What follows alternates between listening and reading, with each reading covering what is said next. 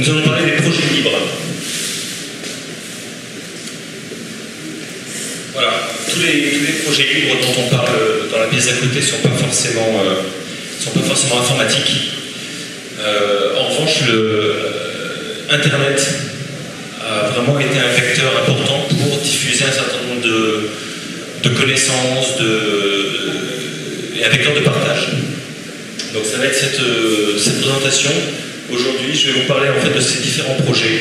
Alors, deux grandes catégories. Une partie vraiment diffusion de la connaissance.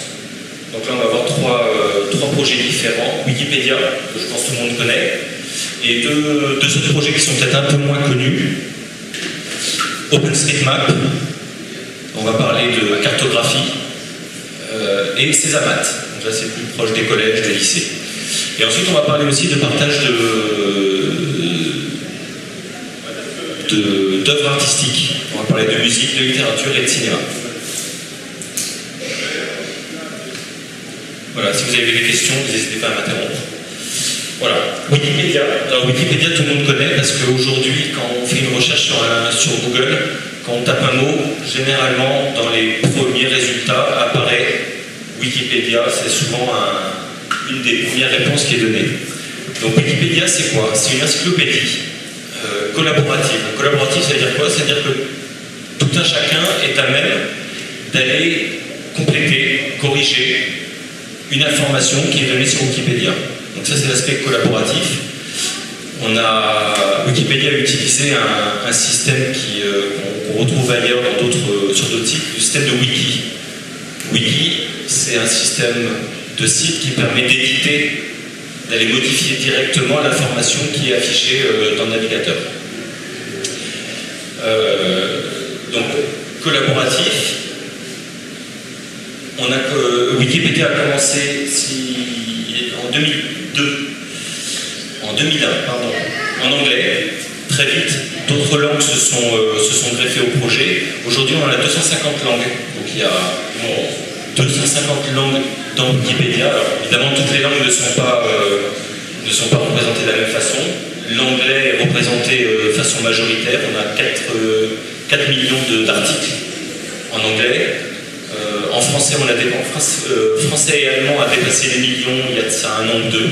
Voilà, et après, on a des langues qui ont vraiment un nombre de pages beaucoup plus restreint. On va trouver un Wikipédia en catalan, on va trouver du Wikipédia avec des langues beaucoup plus restreintes. L'organisation de cette encyclopédie est thématique. Donc on peut accéder vraiment par des grands thèmes, par pays, par type d'information dont on cherche, mais on peut aussi aller chercher une information plus précise, le mot directement. Particularité, donc tout le contenu de cette encyclopédie est sous licence, ce qu'on appelle Creative Commons. Creative Commons, c'est-à-dire ça donne l'autorisation de réutiliser ce contenu ailleurs que dans Wikipédia, avec quand même un certain nombre de contraintes, à savoir de toujours indiquer d'où vient l'information en question. Il y a eu, alors je ne sais pas si vous avez suivi un peu l'actualité littéraire de l'année, Michel Houellebecq a eu le prix Goncourt avec la carte et le territoire, et il s'est avéré qu'une partie du livre reprenait textuellement des articles Wikipédia, sans que l'auteur ait pris soin de préciser que ça venait de Wikipédia. Donc ça fait un petit scandale entre guillemets en disant ben voilà, c'est aussi une façon de faire passer l'information. C'est pas une information qui est donnée. Il y a quand même un certain nombre de contraintes. On ne peut pas la reprendre et en faire n'importe quoi. Il faut rappeler d'où elle vient, etc. Quelques chiffres pour voir un peu l'évolution de Wikipédia. La courbe de gauche indique depuis 2001 jusqu'à nos jours le nombre d'articles de Wikipédia en anglais. On voit que c'est une belle ascension. On est en train de tendre vers les 4 millions d'articles. La même pour les articles français, donc même genre de courbe. Bon, l'échelle n'est pas tout à fait la même, donc on est un facteur d'un quart sur les chiffres, mais on voit que ça progresse gaillardement.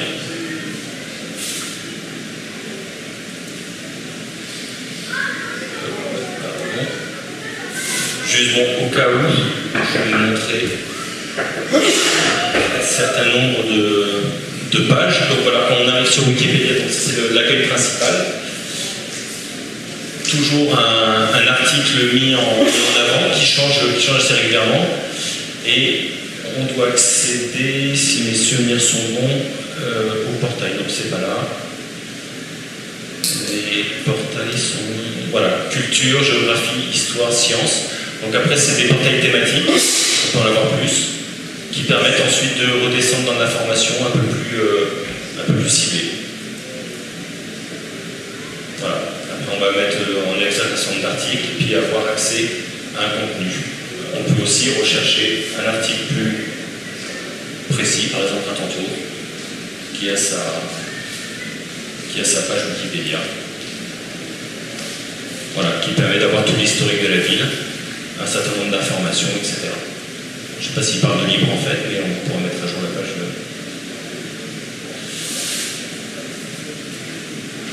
Voilà pour Wikipédia. Donc ça c'était facile, tout le monde connaît. Deuxième projet dont je voulais parler ce soir, c'est...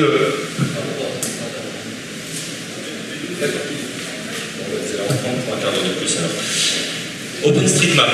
OpenStreetMap, c'est un projet collaboratif aussi, qui va permettre de cartographier notre territoire. Alors, nous, quand je parle de notre territoire, c'est le monde entier.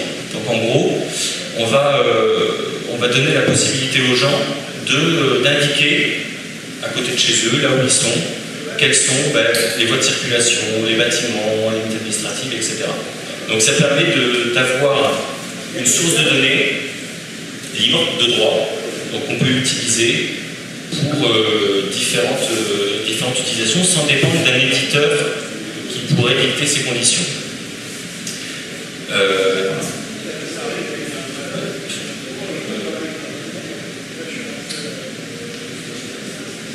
Alors, qui participe à cet OpenStreetMap? Il y a des citoyens, donc des gens qui vont compléter un plan, vont indiquer des informations sur un village, sur une route, etc. Mais aussi des sociétés privées, des moteurs de recherche, des organismes, mais aussi des organismes publics qui vont mettre à disposition, par exemple, les fichiers du cadastre. Donc on aura la possibilité de consulter le cadastre pour reporter des informations sur OpenStreetMap. Récemment, Spot Image,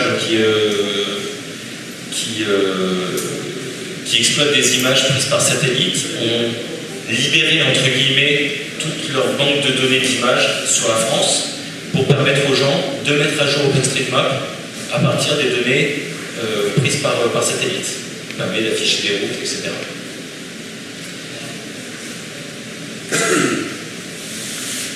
Comment utiliser OpenStreetMap? La première utilisation, c'est évidemment d'aller sur Internet et puis de consulter un plan. Donc là, on peut naviguer dedans, etc. Je vous montrerai tout de suite après comment faire.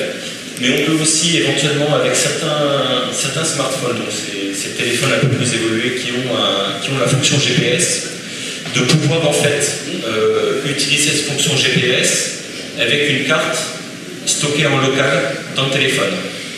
Qu'est-ce qui se passe souvent? Moi, ça m'est déjà arrivé. On est quelque part, là où on a besoin du GPS, généralement, c'est qu'on est un peu au milieu de la pampa. Et il n'y a pas forcément de réseau. Donc on a le GPS, mais on n'a pas la cartographie qui va avec. Donc en ayant ces cartes en local sur l'appareil, on peut se diriger sans avoir besoin d'avoir un réseau 3G pour recevoir toutes ces informations-là.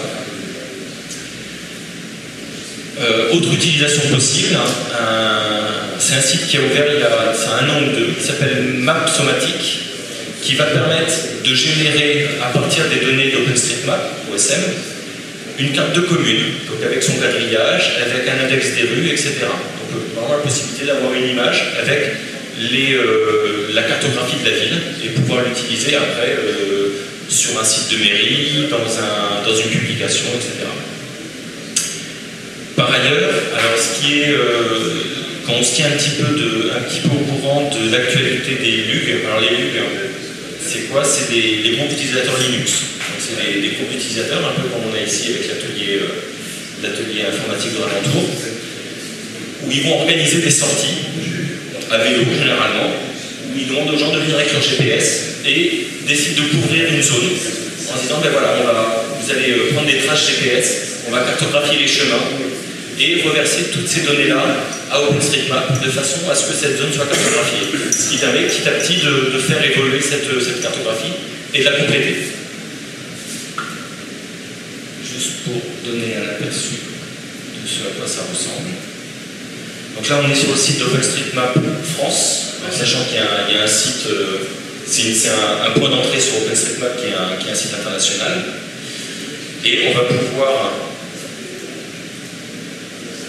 zoomer. Donc là, on a une cartographie un peu comme on peut avoir, on connaît généralement bien Google Maps. Donc là, on zoome et on rentre dans le détail en fait d'une zone. On commence à voir des noms différents. Eh bien, la différence principale, c'est que Google Maps a ses données. Donc ils ont racheté des cartes, ils ont par ailleurs des véhicules qui filment, etc. Et les données appartiennent à Google. Google après en fait ce qu'il veut. Pour l'instant, Google les met à disposition gratuitement. Il est pas dit que demain, il ne bloque pas l'accès en disant que voilà, il faut un abonnement, voilà. C'est un peu toujours le risque qu'il y a avec des données non libres, hein, c'est qu'elles sont gratuites au début, et puis quand on commence à pouvoir les utiliser, ça peut changer. Et c'est une donnée payante. L'avantage avec une licence libre, entre guillemets, c'est que ça garantit cette utilisation libre tout le temps. Demain, si quelqu'un a envie d'en faire une exploitation commerciale, il peut, mais rien n'empêchera quelqu'un de reprendre ces données-là et de repartir sur une utilisation libre. Donc différence voilà, par rapport à Google Maps ou par rapport au... Je crois que Microsoft avec Bing a aussi une cartographie accessible en ligne. Là, on a pas de guerre, c'est là. Normalement, il y a moyen d'avoir un peu plus grand. Voilà.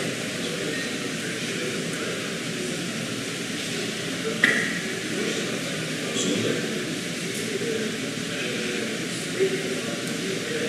On va aller voir où on est. Est-ce que je suis à fond Beaux-Arts? Castelginest. Voilà, un tout tour. Voilà, donc là on a le plan de Grand Tour très détaillé avec les maisons, les différentes rues, etc. J'avais parlé de map somatique tout à l'heure. Je vais vous montrer un petit peu ce qu'on peut en sortir. Je l'ai fait hier, donc de récupérer une carte. Voilà, donc là c'est une image. Donc là, il y a moyen de zoomer, qui donne le plan de Grand Tour avec son quadrillage. Et à côté de ça, une autre image qui va donner l'index des routes. Voilà, des rues. Donc voilà, ça c'est un site qui travaille à partir des données OpenStreetMap. On lui indique une commune et il vous sort deux images, le plan et l'index des rues.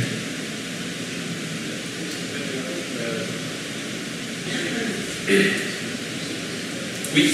Concernant ma problématique, ce qui est bien aussi, c'est qu'on peut donner une zone géographique. Par exemple, si on a un plan à donner à des amis ou autre, oui. Ça va juste à la maison, et ça va donner de la même façon les quelques rues qui sont. Tout à fait, voilà. C'est pas que la commune, ça peut être. On peut aller plus là, ça je sais pas. On peut aller plus en détail. Sur le site, il y a un moyen on affiche OpenStreetMap. Et on sélectionne avec la souris, la sélection qu'on veut, et va créer l'index. D'accord. Ok, merci pour cette info.